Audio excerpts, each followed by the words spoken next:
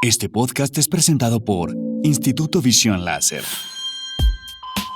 Hola, soy el Dr. Juan Carlos Serna, cirujano oftalmólogo e investigador preocupado por tu salud visual. Hoy quiero que hablemos de tus ojos. Hablemos sobre lo que ya sabes, lo que no y lo que deberías de saber para cuidarlos. Hablemos de tus ojos de la mano de otros expertos que volverán de este podcast tu fuente de confianza en salud visual.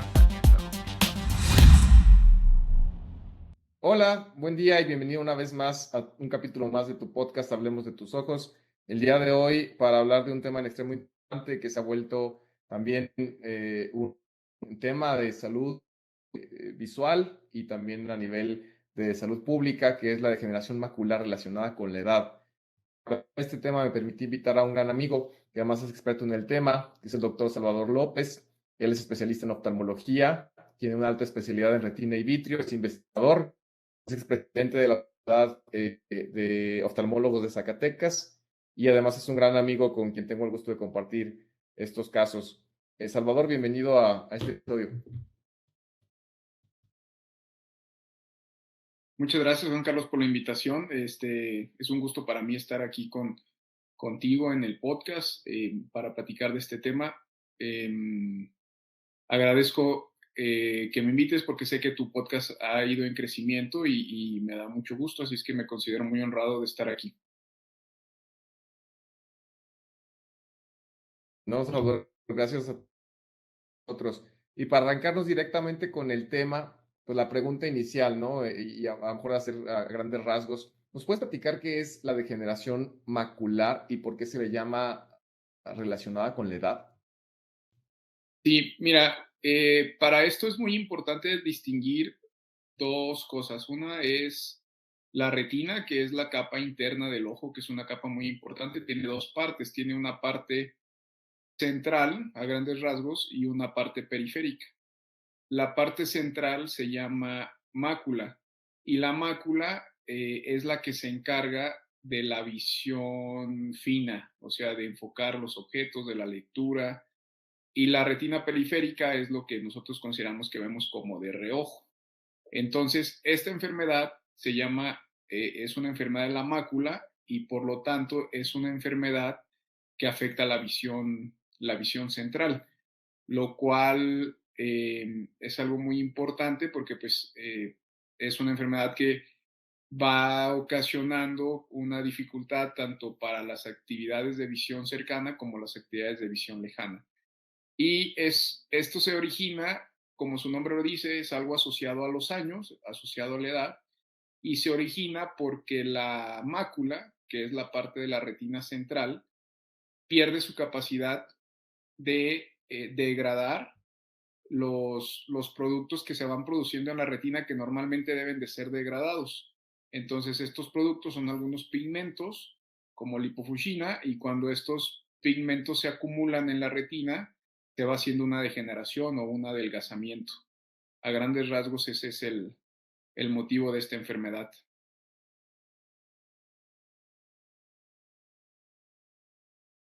Oye, Chava, y a lo mejor una pregunta importante sería, ¿cuál es la diferencia de esto? O, por ejemplo, esto que platicas, ¿no sucede en una situación de envejecimiento normal? O sea, porque uno de los mitos es que pues todas las retinas con la edad van a tener como cierto grado de enfermedad. ¿Cuál sería la diferencia entre un proceso normal de envejecimiento de la retina y algo a la que ya se le llama degeneración macular, o sea, que ya es una enfermedad?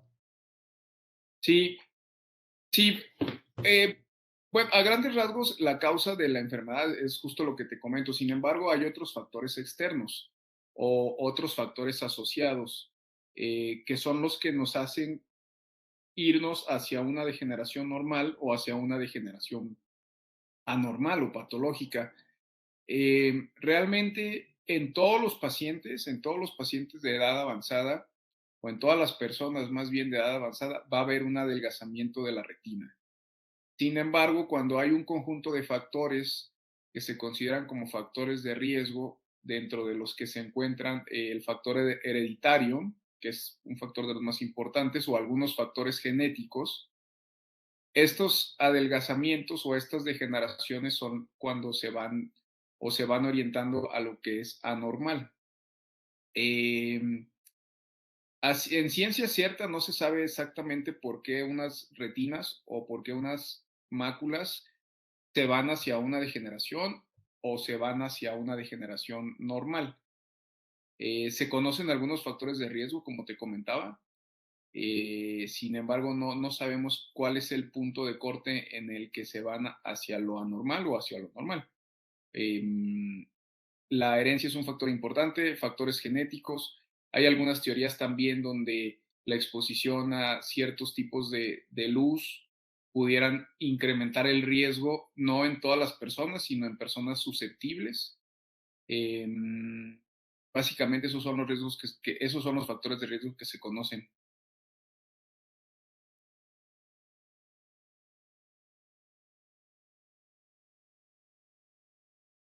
Ok, de acuerdo.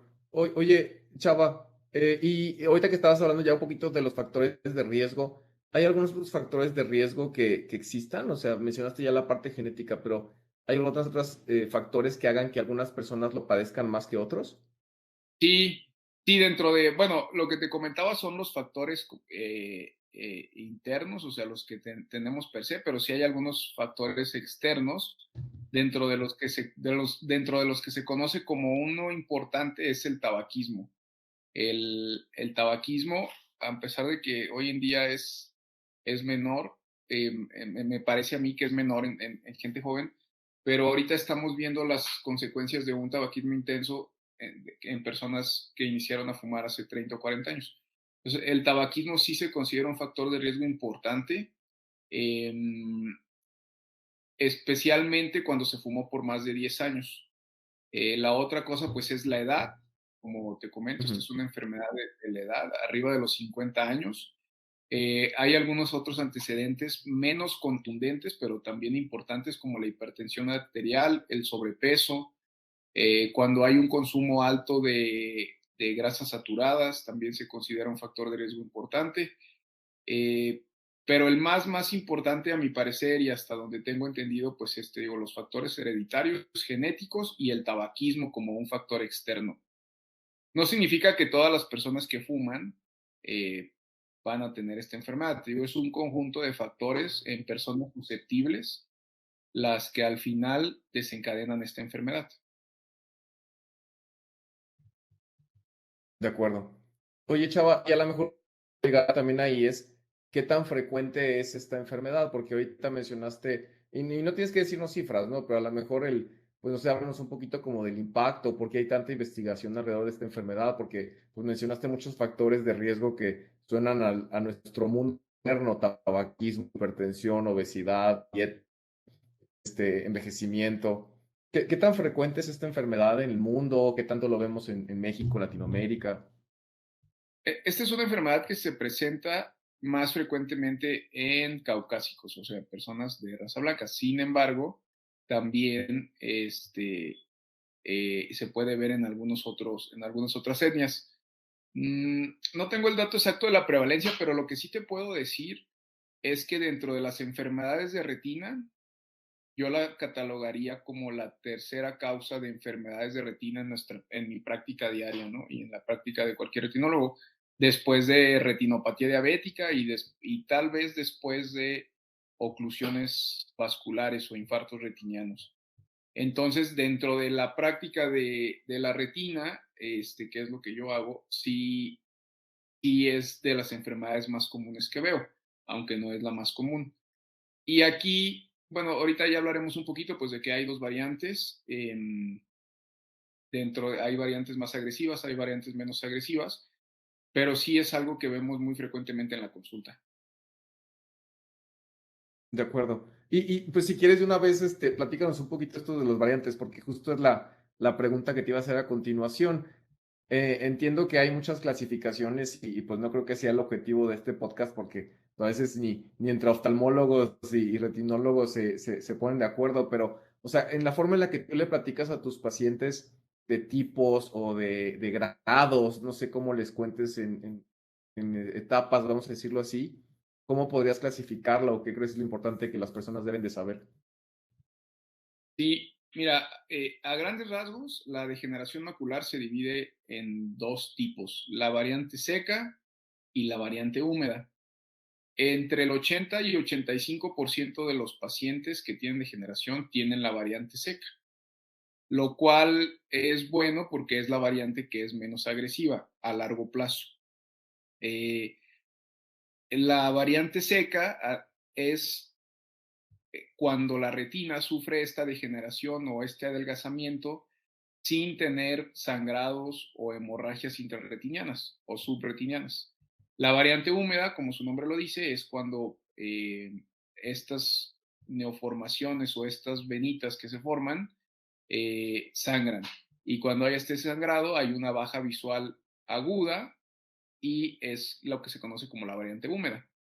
Ahora, dentro de la variante seca hay, desde hace varios años se definieron subtipos dependiendo de las características clínicas y que ahí también es otro punto importante, los estudios que pedimos, y se divide en 4 etapas, desde la 1, la más leve, hasta la 4, la más avanzada dentro de la variante seca. Y la variante húmeda, pues bueno, dentro de los sangrados hay diferentes tipos de sangrados, que eso más bien nos orientan hacia el tipo de tratamiento que requieren y hacia el pronóstico visual a largo plazo. Pero esas son las dos variantes. O sea, la variante que es con un adelgazamiento nada más, donde hay una baja visual progresiva, crónica, lentamente, que va avanzando lentamente. Y la variante húmeda, donde hay una baja visual súbita o agudizada a esta pérdida visual crónica.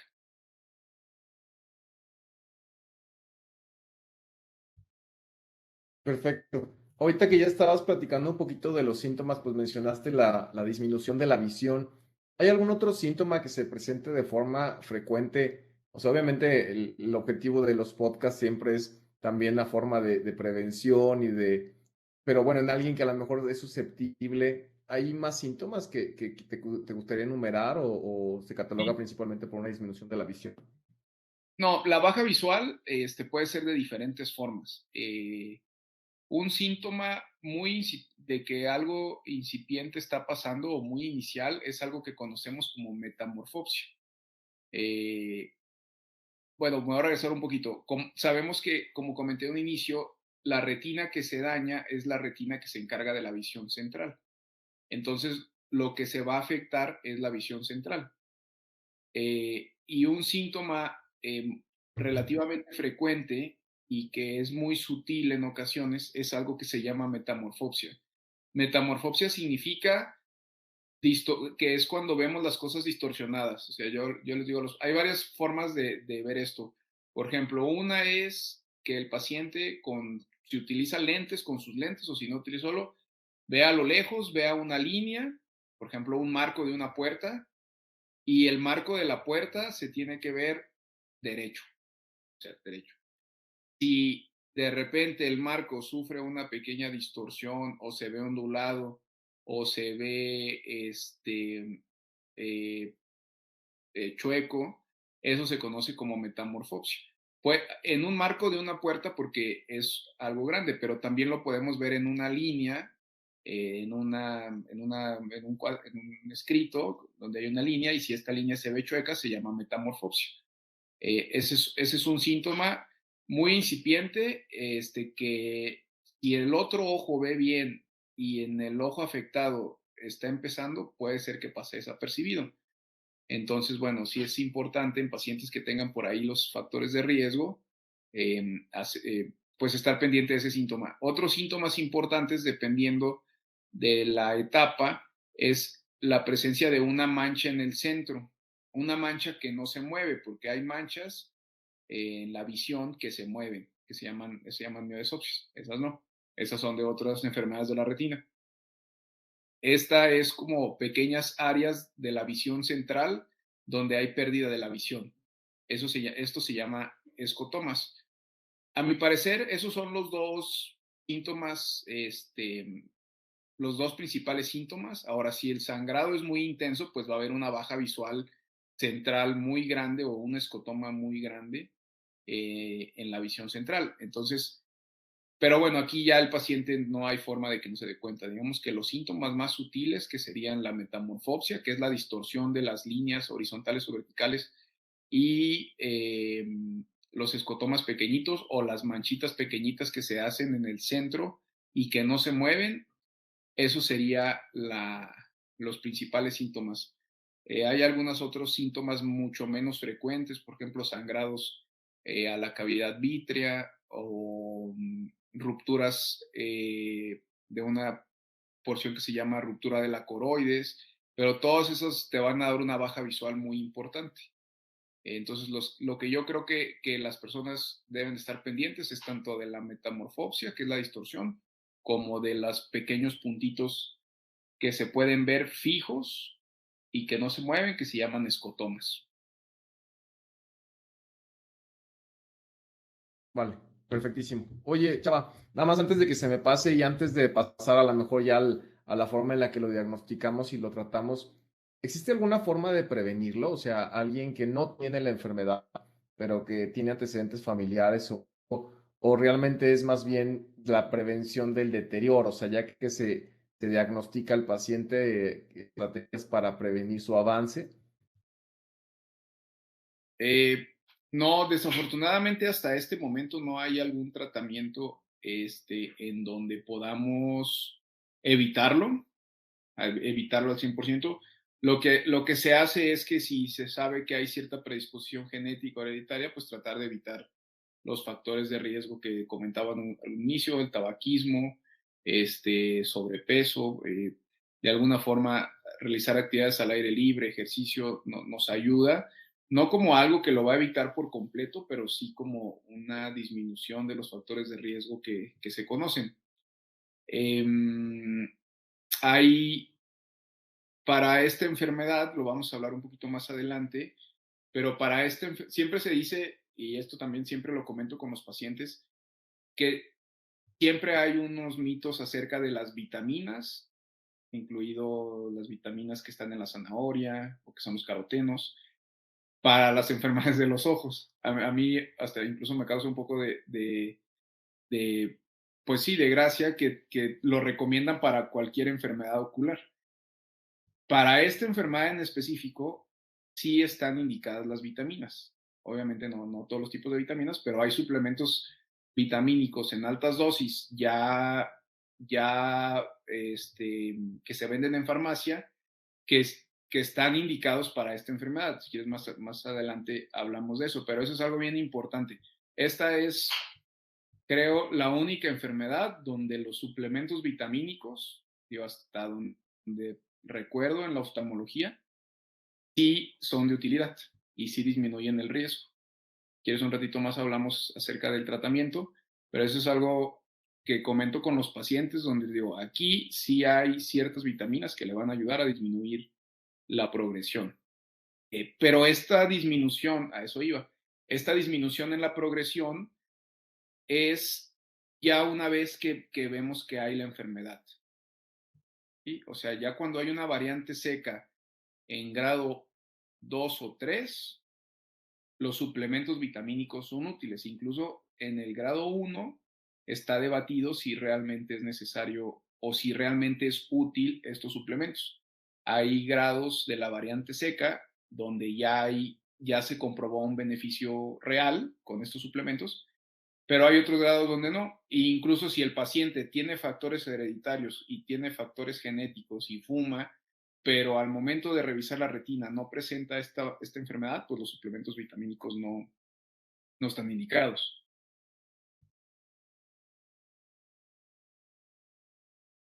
De acuerdo, perfecto. Oye, Chava, ahora sí platícanos, o sea, alguien ya sabe que tiene esta predisposición o llega contigo, conmigo al consultorio.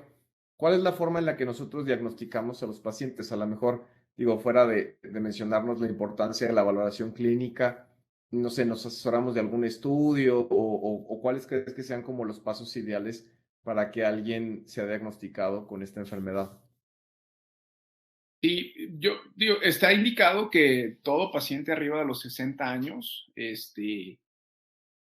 sano, sano me refiero a que no tiene enfermedades como diabetes, hipertensión, es conveniente hacer una valoración oftalmológica de rutina.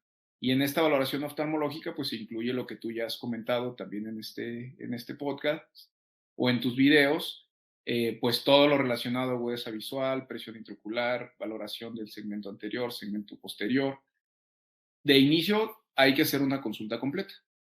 Cuando se observan ciertas alteraciones en la región macular, sí nos apoyamos de estudios de diagnóstico, que son fotos muy especializadas de la retina. Hay varios estudios, ahorita los que yo te diría que están indicados son una tomografía de la mácula o un OCT macular, fotos a color de la retina y fotos de una variante, que al final es una foto, que se llaman autofluorescencia.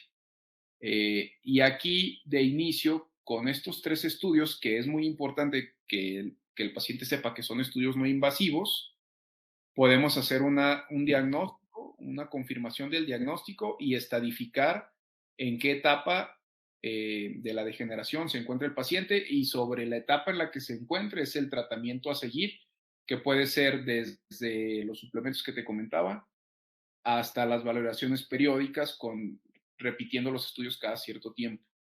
Entonces, sí es importante, considero, el diagnóstico es clínico, o sea, yo puedo saber con la consulta inicial que el paciente tiene degeneración macular, pero sí es importante complementar el abordaje, y más ahorita que tenemos estudios no invasivos, estudios que se obtienen en un minuto, son fotos que se obtienen rapidísimo y que son muy útiles pues para conocer bien la enfermedad del paciente, para estadificarla, para conocer la etapa en la que se encuentra y pues para poder hablar con el paciente de qué se puede hacer y qué esperar de esto, ¿no? Lo hablaremos un poquito más adelante, pero no hay un tratamiento que lo cure como tal. Hay tratamientos que lo van controlando y que disminuyen el riesgo de la progresión, pero desafortunadamente no es una enfermedad que se cure por completo. Entonces, el poderle ofrecer al paciente que tiene esto toda la información de qué esperar de su enfermedad, pues es algo muy importante, tanto para el médico como para el paciente y su familia. Entonces, para esto necesitamos hacer los estudios diagnósticos complementarios, no quedarnos solo en una consulta oftalmológica de rutina. Esto sí, si en esta valoración se observa que sí lo tiene, si en la valoración se observa que es totalmente sano, pues no es necesario hacer estos estudios, pero si se observa que hay una sospecha de que tenga esta enfermedad, los estudios complementarios son muy útiles.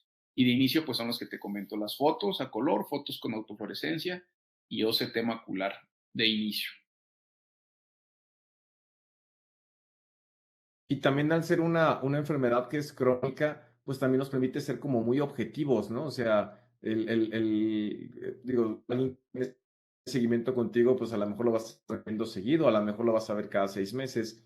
Y aunque tengamos muy buena memoria, pues el estadificar, el ver la anatomía, la mácula, pues eso nos permite registrar muchas cosas y ver qué le vamos a ofrecer al paciente a seguimiento, ¿no? Sí, exactamente.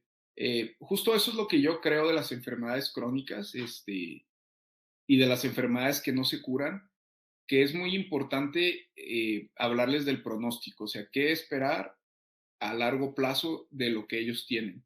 Porque de alguna forma eso les da, a mi punto de vista y la experiencia que le tengo, pues da tranquilidad, tanto a ti como médico explicando todo lo que puede pasar, como al paciente sabiendo lo que puede suceder y para tomar las precauciones que sean necesarias. Entonces, sí es bien importante hacer un abordaje completo en general de las enfermedades oculares, pero de esta en especial, definitivamente es muy importante. De acuerdo. Chava, ahora sí, y siempre que hacemos estos episodios hacemos un disclaimer que cada persona es distinta, que cada persona tiene que ser asesorada por su médico en consulta, pero sí me gustaría que habláramos un poquito del tratamiento. A lo mejor ahorita que ya empezaste a mencionar de los suplementos, no sé si quieras platicarnos un poquito más de este tema primero. Sí, mira, los suplementos vitamínicos se empezaron a estudiar hace ya varios años.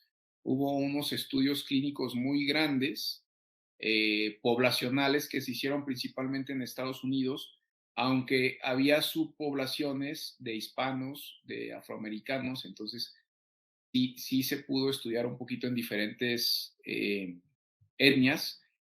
Y estos estudios probaron dosis altas de ciertos suplementos vitamínicos, dentro de los que se incluyen vitamina C, vitamina E, un pigmento que se llama luteína, zeaxantina, zinc y cobre.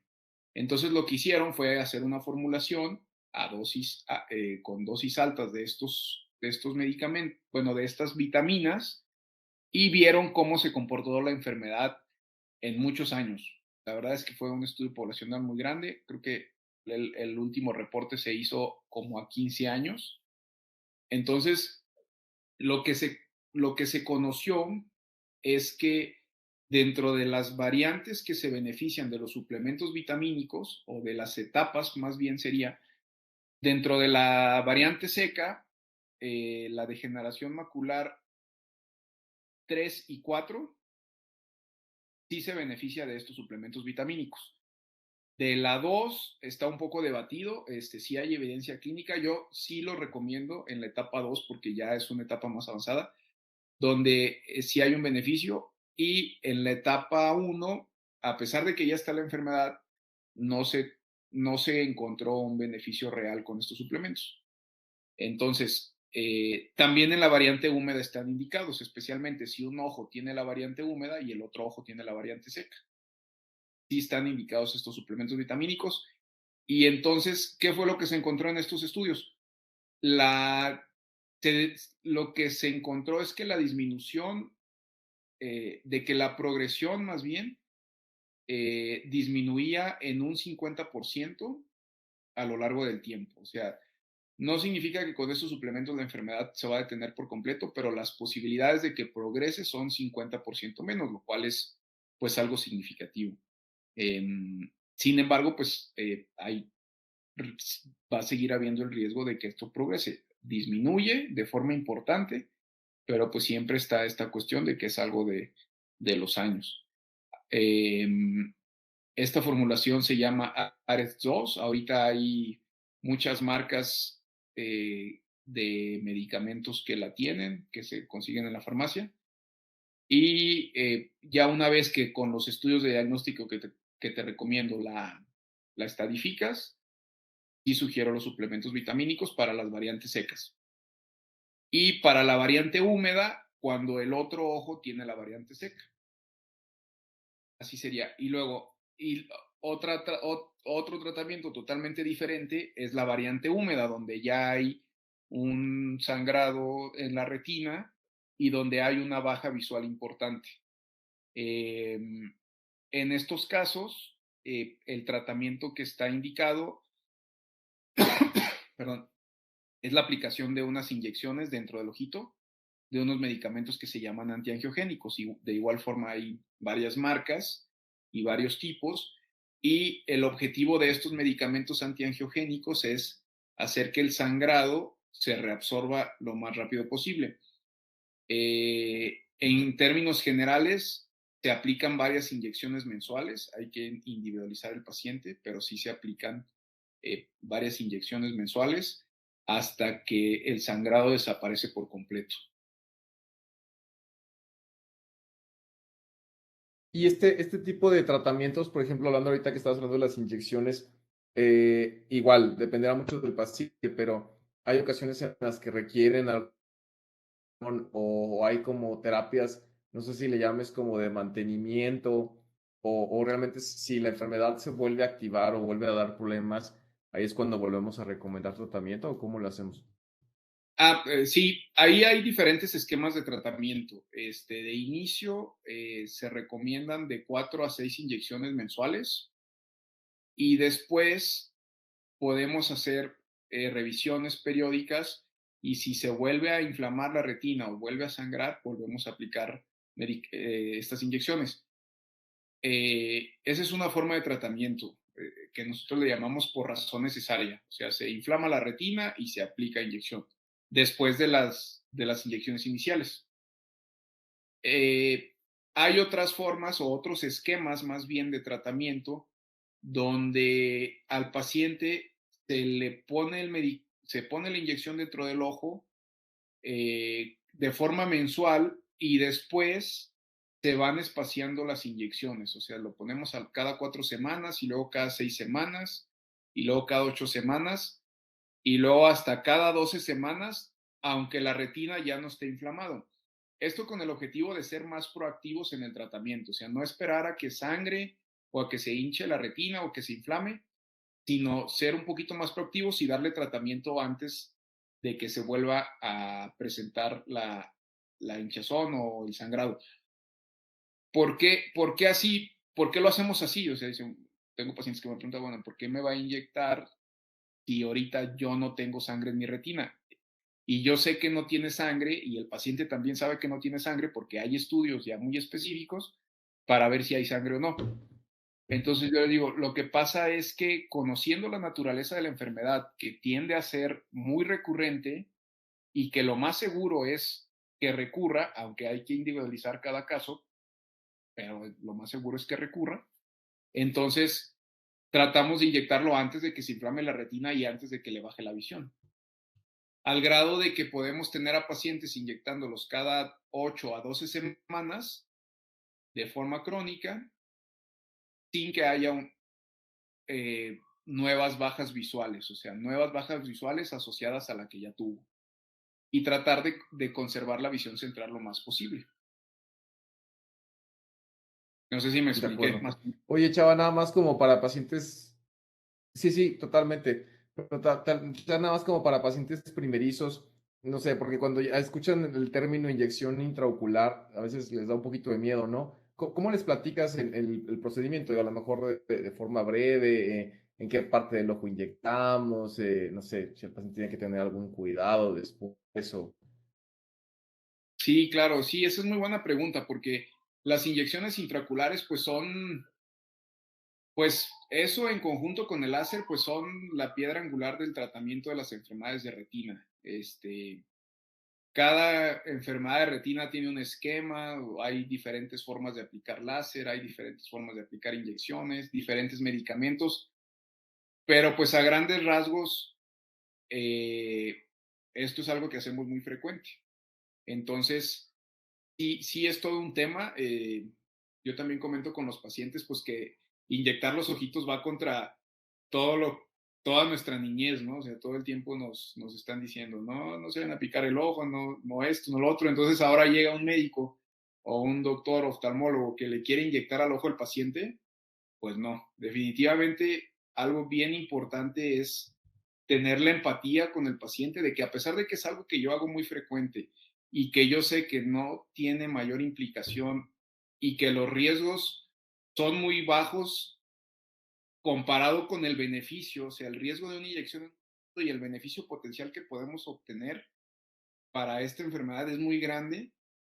Aún así, cuando es la primera inyección a un paciente que lo agarró de descuidado, que tiene esta enfermedad, sí trato de ser muy empático. Pues yo lo hago de varias formas y sí, te lo comparto con gusto. Una es, hay videos muy representativos, específicamente de los videos de la Academia Americana, son videos en esquema y hay algunos otros videos que tengo ya que les enseño a los pacientes de cómo es el procedimiento. Y tengo una hoja informativa donde viene muy claro y muy preciso lo que se va a hacer. Y luego ya viene la parte donde yo lo explico. Mm, me, ha, me ha funcionado bastante bien esto de que el paciente vea primero el video y de que lea la hoja informativa o el documento informativo. Y entonces ya cuando pasan conmigo, ya pasan con dudas un poco más específicas. Aún así, yo trato de darles con detalle eh, cómo voy a hacer el aseo ocular, el aparato que se llama blefarostato para abrir el ojo, la anestesia que voy a poner antes desde varios minutos después, pues que realmente es un procedimiento que es mínimamente doloroso, realmente no duele. Y también pues tengo hojas informativas de los cuidados posteriores, que generalmente son de 3 a 5 días. Está un poco debatido si aplicar antibiótico no, yo sí lo recomiendo. Las guías aún no son muy precisas lo dejan a discreción del retinólogo. Yo sí dejo antibiótico tópico y cuidados en casa por 3 a 5 días. Cuidados pues de estar tranquilos en casa, de evitar tierra, polvo, sol, etcétera, etcétera. Aunque también está debatido porque se sabe que es un procedimiento menor, pero igual yo sí prefiero que el paciente se cuide de 3 a 5 días y la recuperación pues es muy rápida. Sí siento que el procedimiento es mucho menos de lo que el paciente dimensiona, pero hay que dárselo a entender. Entonces esa es la forma en la que lo hago, ya más o menos lo tengo estandarizado. Y creo que me ha funcionado bien. Creo que en estas enfermedades la clave es contarle al paciente los beneficios, que te digo, son mucho mayor, pero también es importante que estén conscientes de los pequeños riesgos que hay, como en cualquier procedimiento, ¿no? Pero creo que en las enfermedades de retina es importante aclarar eso. Y también explicarles muy bien lo que van a esperar visualmente de esta enfermedad. O sea, a mí me gustaría decirles que van a recuperar el 100%, pero desafortunadamente no va a ser así. Y eso lo tienen que saber desde el inicio del tratamiento.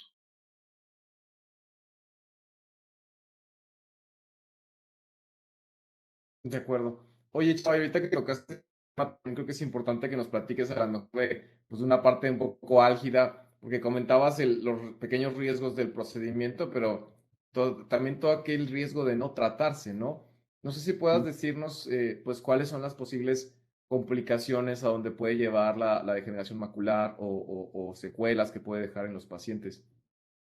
Sí, esa es una gran pregunta. Em, la, la, Esto de la aplicación de las inyecciones intraoculares tiene aproximadamente unos 20 años. O sea, si hace 30 años te daba esta enfermedad, no había nada que hacer. Y había unos láser, había otras formas de tratamiento que la verdad es que no eran muy efectivas, y no disminuían el riesgo de baja visual.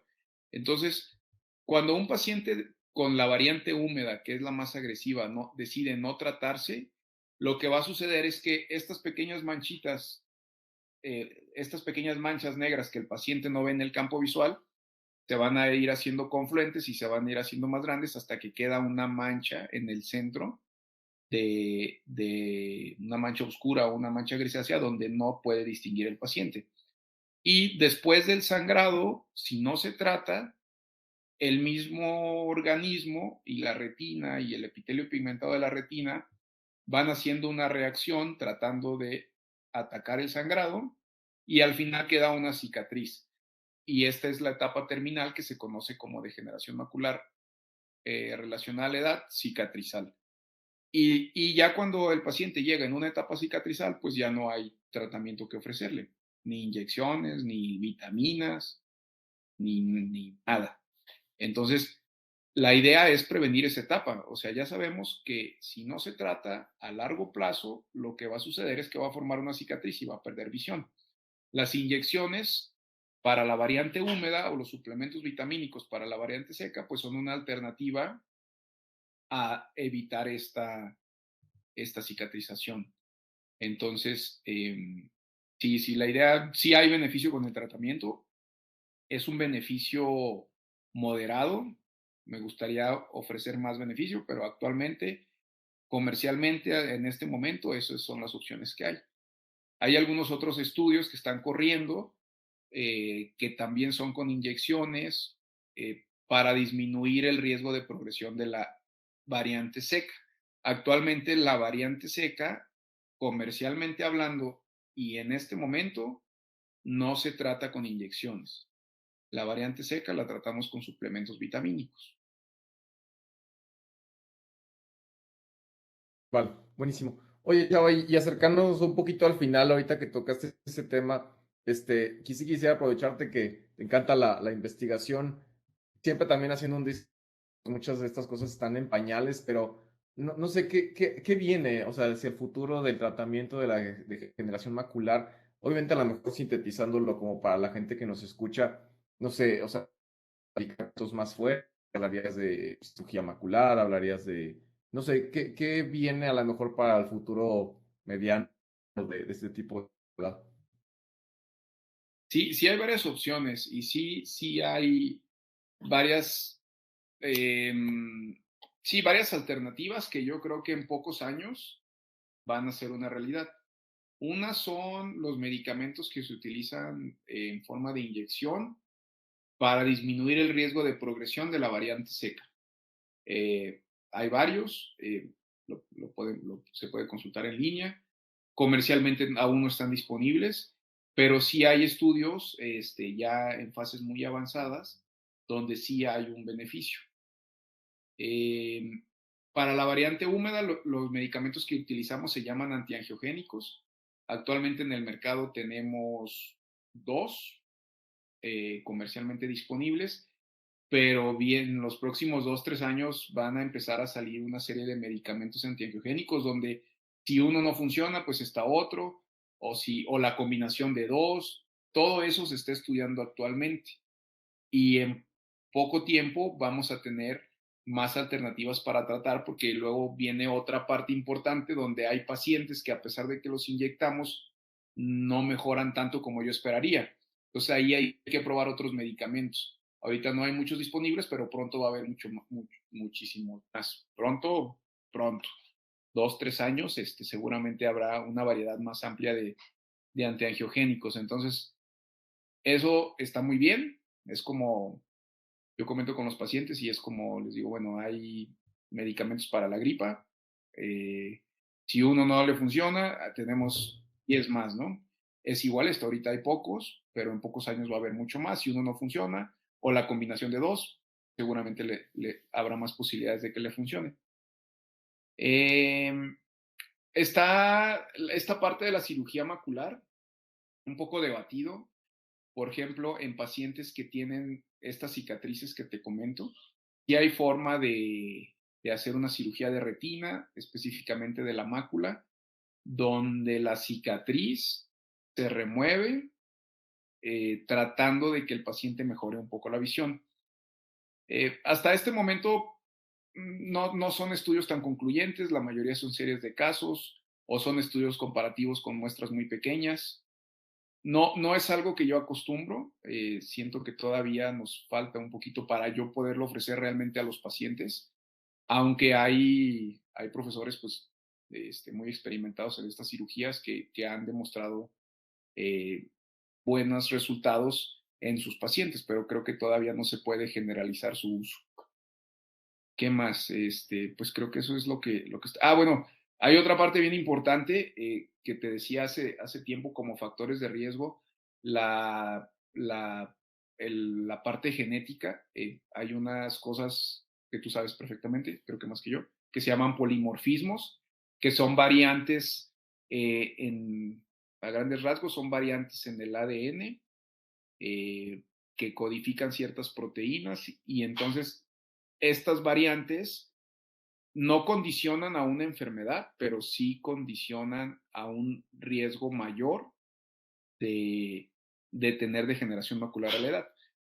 Esto se llama polimorfismo y hay estudios clínicos muy grandes, he participado en algunos en el Conde de Valenciana, donde ya se van conociendo estos polimorfismos en población mexicana específicamente, porque hay muchos polimorfismos en población caucásica.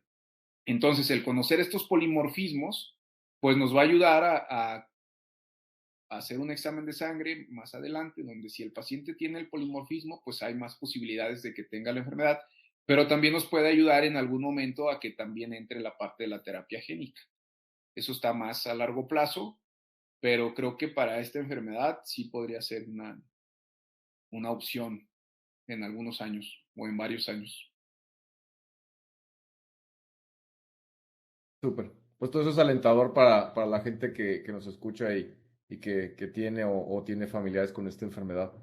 Chava, para concluir, si tú quisieras resumir o como dar un mensaje final a la gente que nos acompañó en este episodio, no sé, ¿cómo te gustaría que se quedaran? Sea si quisieras reforzar algo respecto a la prevención o a lo mejor un mensaje final, así como respecto al tema. Sí. ¿Sabes qué? Quiero mencionar otra cosa antes del mensaje final, que lo tenía ahí en mi cabeza y se me había pasado, que es lo de la rehabilitación Dale, visual. Em, a pesar de ya, que llega el punto en donde la enfermedad alcanzó su máxima expresión, o de que durante el tratamiento eh, se logró quitar los sangrados, pero quedó cierta secuela visual, hay dispositivos y hay toda un área de la oftalmología que se llama visión baja. Eh, y hay aparatos y equipos para encontrar qué parte de la mácula está funcionando. Entonces, esta es una área relativamente nueva que se le puede ofrecer al paciente para ver la forma en la que pueda ver mejor, o sea, que pueden ser dispositivos electrónicos, hay telelupas, hay telelupas, ahí se me fue el nombre, bueno, todo lo relacionado a dispositivos ópticos, e incluso hay algunos equipos o aparatos que también te pueden ayudar a buscar la parte de la retina por la que sí ves. Esto es todo un área de la oftalmología que se llama visión baja y siento que cuando al paciente yo le digo, hasta aquí llegamos con su tratamiento, pero hay un área de rehabilitación visual que se llama visión baja, donde vamos a tratarle de adaptar el mejor dispositivo para que la visión que tiene la aproveche de la mejor forma, también es de gran ayuda para el paciente. Entonces, ese es otro punto importante. O sea, ya al final, ya cuando no hay sangrado, ya cuando la variante seca llegó a su máximo expresión, o incluso antes, estos dispositivos pueden ser de gran ayuda. sí, buenísimo. También para conocimiento de la gente que nos escucha, creo que también es alentador eso.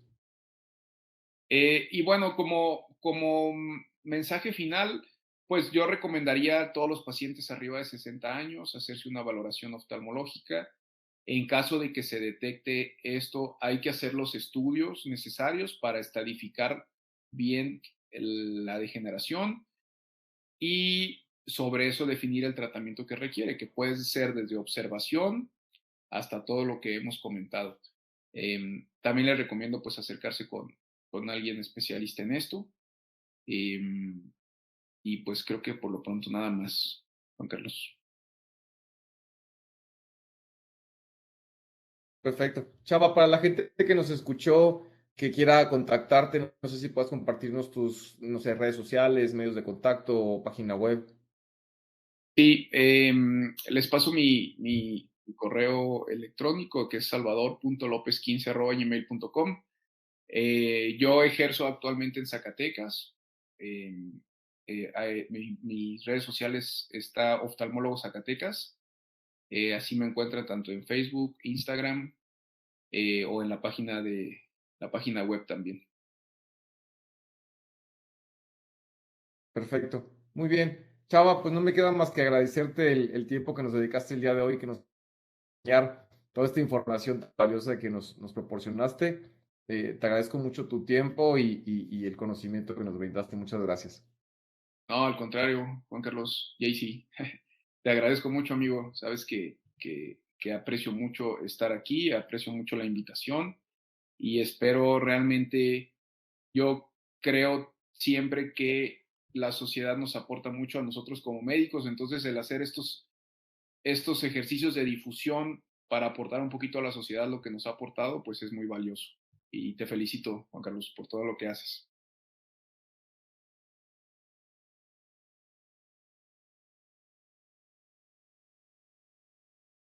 No, pues muchas gracias, Chava. Y también quiero agradecerte a ti que nos acompañaste en el episodio del día de hoy. Gracias por escuchar Hablemos de tus ojos y quédate sintonizado porque tendremos más episodios al futuro. Muchas gracias.